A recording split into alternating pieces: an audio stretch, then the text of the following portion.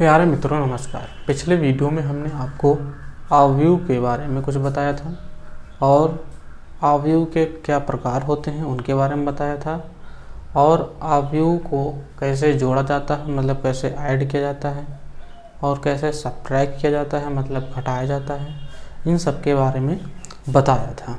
आज इस वीडियो में उसके आगे बताएंगे, ठीक है। तो आज इस वीडियो में सबसे पहले हम आपको बता रहे हैं कि अवयव का गुणनफल मतलब कि मल्टीप्लिकेशन ऑफ मैट्रिक्स क्या होता है, ठीक है।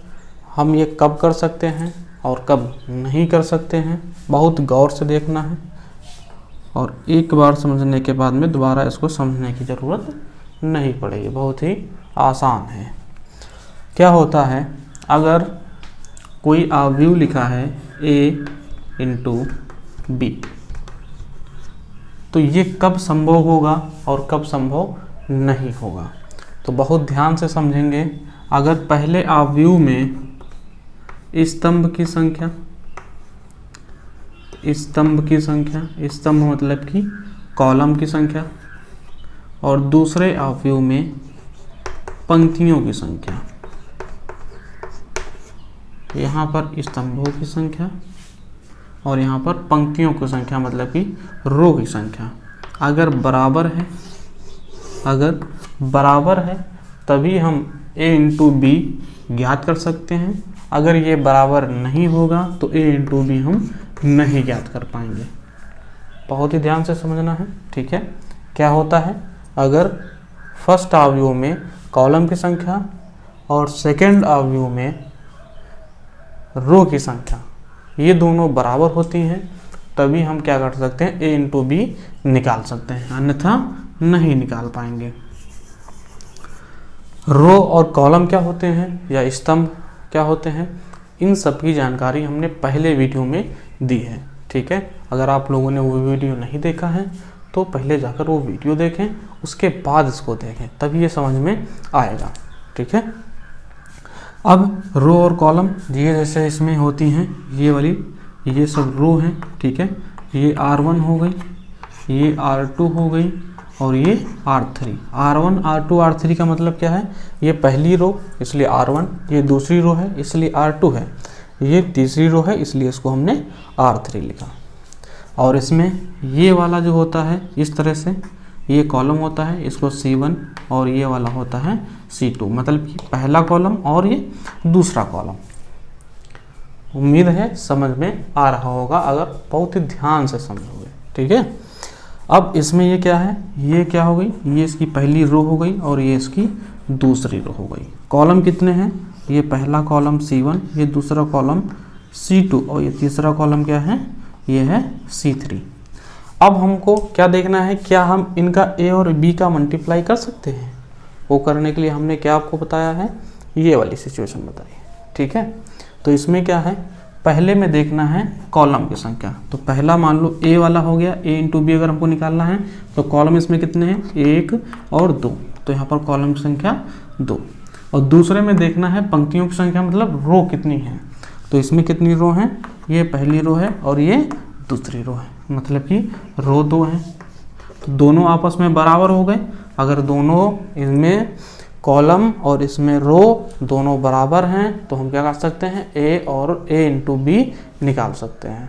क्या मतलब इसका, अगर फर्स्ट मैट्रिक्स में कॉलम की संख्या और सेकंड मैट्रिक्स में रो की संख्या दोनों बराबर होती हैं, इक्वल होती हैं, तो उनको आपस में मल्टीप्लाई किया जा सकता है, ठीक है। तो अब किस तरह से मल्टीप्लाई करते हैं वो हम आपको बता रहे हैं, बहुत ही ध्यान से समझना।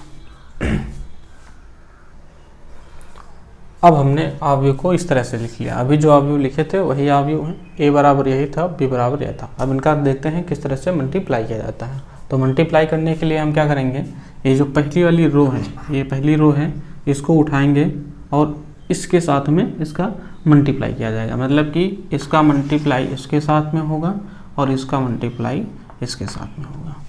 तो इसका मल्टीप्लाई इसके साथ में करेंगे तो क्या हो जाएगा, a11 और मल्टीप्लाई b11, उसके बाद प्लस लगाएंगे और इसका इसके साथ में मल्टीप्लाई, मतलब A12 और ये हो जाएगा B21।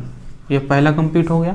अब इसी तरह से इस वाली रो को उठाएंगे, दूसरे कॉलम से मल्टीप्लाई करेंगे, तो इसका मल्टीप्लाई इसके साथ में करेंगे, तो ये हो जाएगा A11 और ये क्या है B12 प्लस फिर इसका मल्टीप्लाई इसके साथ में करेंगे, तो यहाँ पर हो जाएगा A12 और यहाँ पर क्या है B22। फिर उसके बाद इस वाले को उठाएंगे, इसके साथ में मल्टीप्लाई करेंगे, मतलब A11 का B13 के साथ में, तो A11 और B13 और फिर इसका इसके साथ में मल्टीप्लाई प्लस लगाएंगे और ये हो जाएगा A12 और ये हो जाएगा B23। अब ये क्या हो गया, पहली रो के साथ में कंप्लीट हो गया, इसका मल्टीप्लाई इसके साथ में, इसके साथ में और इसके साथ में, ये हो गया। अब दूसरी रो उठाएंगे और फिर इन तीनों कॉलम के साथ में मल्टीप्लाई करेंगे। किस तरह से करेंगे, इसका मल्टीप्लाई इसके साथ में, तो A21 और ये है B11 प्लस लगाएंगे, फिर इसका मल्टीप्लाई इसके साथ में A22 B21, फिर इसका मल्टीप्लाई इसके साथ में करेंगे, मतलब कि A21 और ये क्या है B12 प्लस लगाएंगे और इसका मल्टीप्लाई इसके साथ में, मतलब A22 और B22, फिर इसका मल्टीप्लाई इन दोनों के साथ में, A21 का इसके साथ में, मतलब A21 और ये क्या है B13 प्लस लगाएंगे और इसका इसके साथ में, मतलब A22 और ये क्या है B23।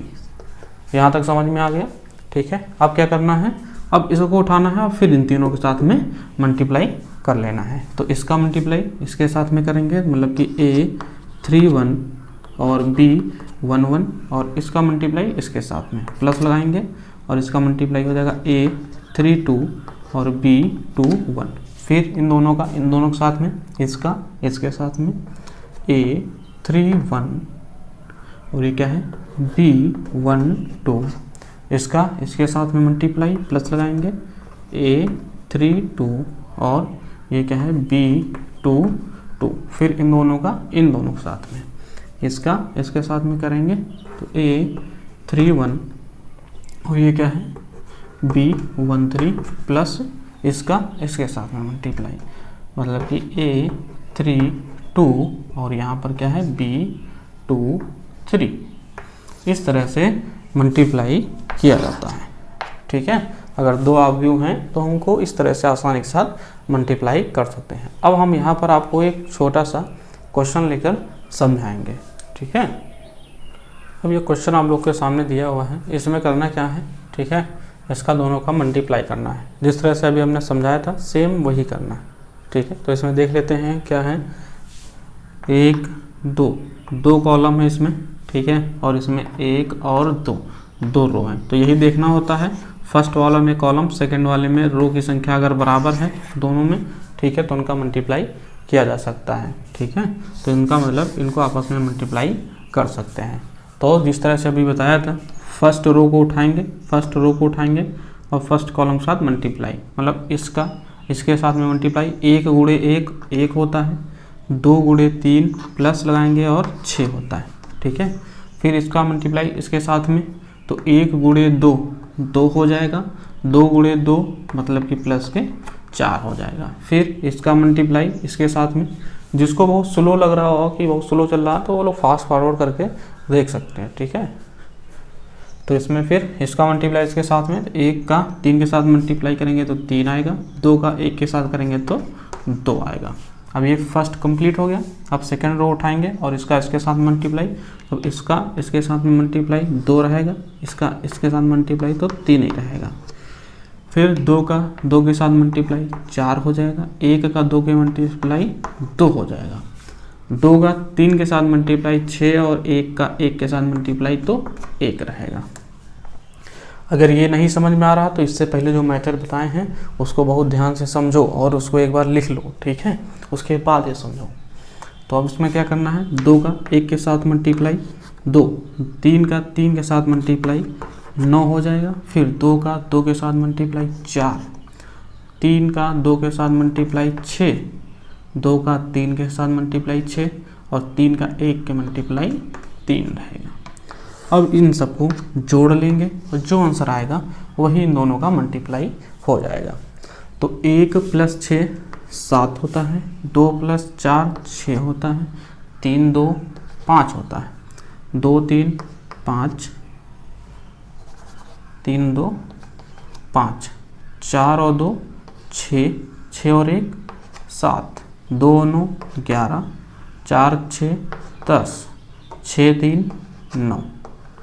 तो ये क्या आ जाएगा, a × b निकल के इस तरह से आ जाएगा। उम्मीद है a × b आप लोगों ने निकालना सीख लिया होगा। अगर यहाँ पर एक अवयव c और दिया होता, ठीक है, जैसे आपको निकालना होता a × b × c, तो इसको किस तरह से करते हैं?